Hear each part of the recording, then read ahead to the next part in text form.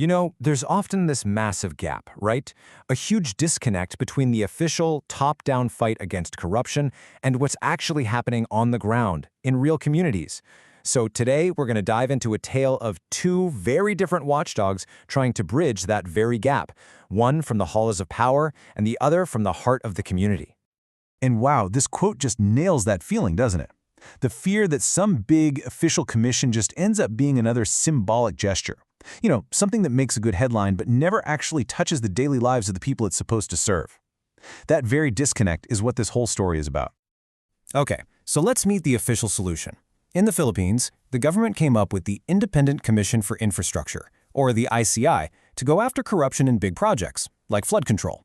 And honestly, on paper, this thing looks incredibly powerful. I mean, just look at its arsenal. The ICI can kick off its own investigations, it can hold official hearings, and, get this, it can issue subpoenas to force people to hand over evidence. It can even ask a court to freeze a suspect's assets. So yeah, on paper, this thing looks like a beast. But, and this is a huge but, there's a catch. While the ICI has all this power, it's often described as a double-edged tool. And that's because for all its strength in one area, it has a really critical weakness in another. And here it is, the paradox laid bare. The ICI has all this power to investigate, right? Subpoenas, asset freezes, gathering evidence, the whole shebang. But here's the kicker. It can't actually prosecute anyone. After all that work, it has to pack up its findings and hand them over to the Department of Justice and just hope they take action. So it has the teeth to investigate, for sure, but not to bite. Okay, so that's the view from the top, from the fancy offices. But now let's switch gears and see what it feels like from the ground up. Because for the communities actually living with the consequences of corruption, this whole process can feel like it's happening on another planet. I mean, just think about it. The ICI's world is all about court filings and manila boardrooms. It's a formal, legal, bureaucratic thing. But the people who are really affected, they're the ones living with broken dikes, roads that crumble after a month, and these so-called ghost projects that were paid for but never even built. There's a serious disconnect here. So this brings us to the million-dollar question, doesn't it? How do you build a bridge between the high-altitude power of the boardroom and the ground-level reality of the barangay, the local village hall?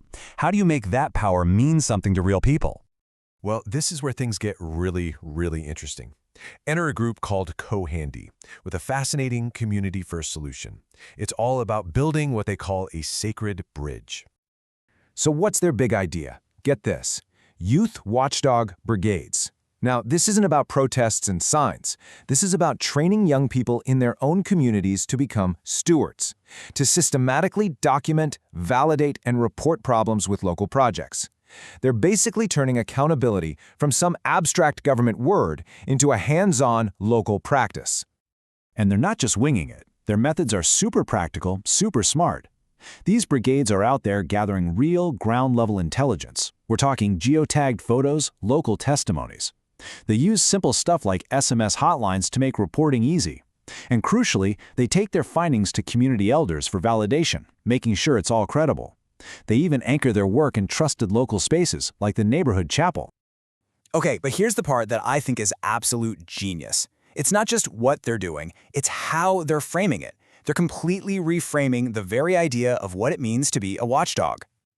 See, for these young people, this work isn't presented as activism. It's a rite of passage, a sacred duty. It's a ceremonial responsibility they take on to protect their community, and that changes everything.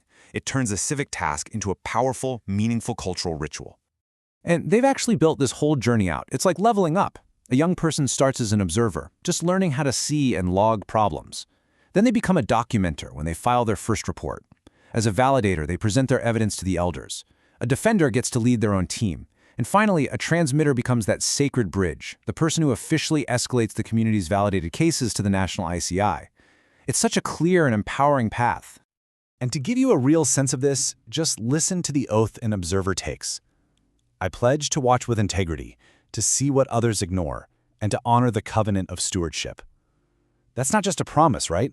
That's a sacred vow. It frames their work with so much purpose and dignity. Okay, so we have this amazing grassroots movement, but how does it plug into that big official machine we talked about earlier? Well, this is where the two watchdogs finally meet and where they create this powerful closed loop of accountability. All right, so step one, it all starts on the ground. The youth brigades are the eyes and ears, meticulously documenting the shoddy construction and the ghost projects they see every single day. Next, and this part is so crucial, that evidence doesn't just get blasted out into the ether. Nope. It's presented to community elders and other local leaders. This validation step is key. It makes sure the reports are credible and have the full backing of the community. So only after that local validation are these reports formally sent to the national watchdog, the ICI. Now, the commission isn't just getting random complaints. It's getting curated, pre-vetted, community-backed intelligence packages. So much more powerful. And here's the magic part, the final piece that closes the whole circle. When the ICI actually acts on this info and gets a result, that victory isn't just a news headline in Manila. The findings are brought back and celebrated right there in the community. It validates all the hard work and shows everyone that their vigilance actually matters.